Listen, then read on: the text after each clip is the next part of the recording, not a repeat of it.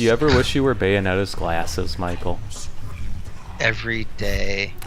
Me too. I dedicate at least a page in my diary every week to Dude. fantasies about being Bayonetta's glasses. You mean a journal, right, bro?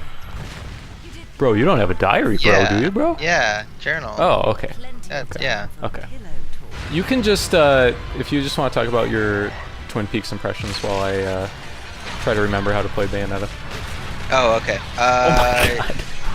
Agent Cooper's best boy. I feel like that's an obvious one.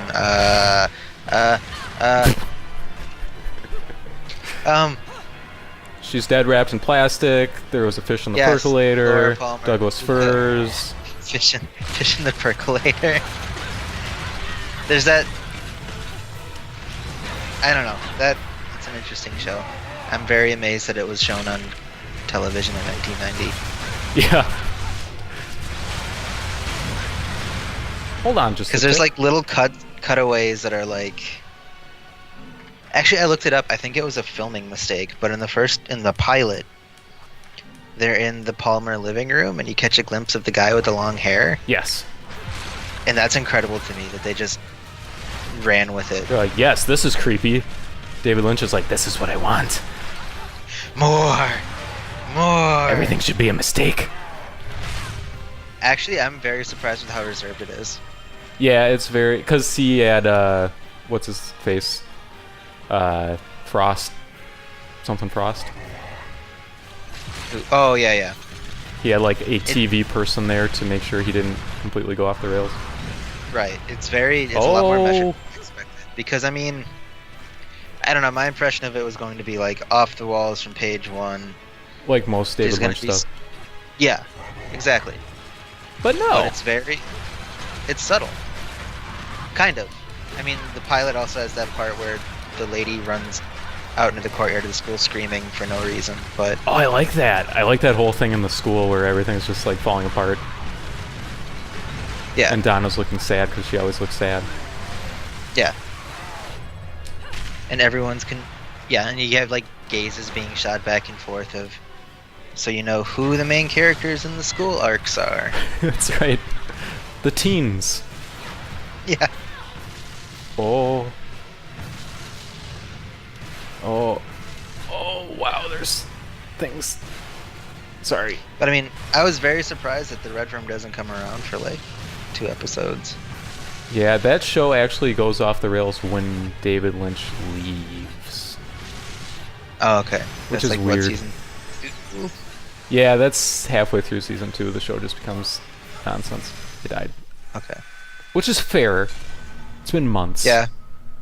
And to also be fair, I'm told that the revisit to Twin Peaks that came out last year is more traditional Lynchian. Yeah, I heard that's amazing. Yeah, I heard it too. That's part of why I'm watching it now. Yeah. Or why I wanted to watch it now. But, Ooh. no, it's an interesting show. Yes. It's got a mood to it. Yeah. It's got like a weird singer in a dive bar mood to it. But campier. Yeah. Like, half of it's a soap opera. Yeah. And it plays up those soap opera parts, not just like, these are character types from a soap opera, but these are the dead-on stereotypes of the characters from soap These operas. are the characters. And then there's like the soap opera that's happening in the show. I forget what it's called. It has a great name. It's like Daughters of My Enemies. Wait, what? There's like a soap opera that people are watching occasionally in the show, and that's usually like the same plot as what's actually happening in the show, but it's all goofy and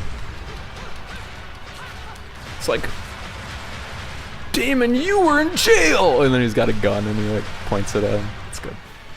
Okay. Oh, the other thing that I kind of love about it is it has that very quirky comedy to it too. Yes. Like the entire sequence where Cooper reveals his love of Tibet and then is Yes. throwing rocks at a bottle Yes. is insane. That episode is probably my favorite episode. It's very Well, good. because that's also the reveal of the Red Room. And Oh, is it? Yeah, that's a packed Yeah, episode. and also the that's where you get Ben's brother with the baguette. Yes. That is a great episode then, if it has all that stuff in it. Yeah. Oh yeah. It was a stacked episode. It was also, I don't know. The moment he starts talking about Tibet, I felt like You were like, I found my show, Tucker. This was the show I It's signed me! up for.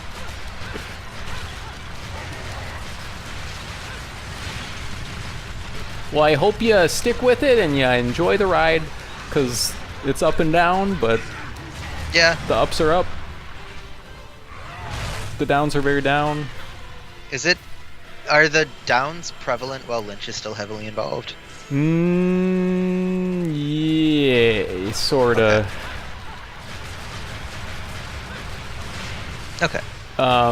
He becomes less involved with it over time, and then he comes back halfway through seasons 2 to kind of wrap things up, because he didn't think things should wrap up, but they made him wrap things up, so then he wraps things up, and then he leaves, and then things get much, much worse. Much, much, much, much worse immediately, and then he comes back for the very, very end of the show. How's the very, very end? It's fine. Kind of like a forced wrap-up?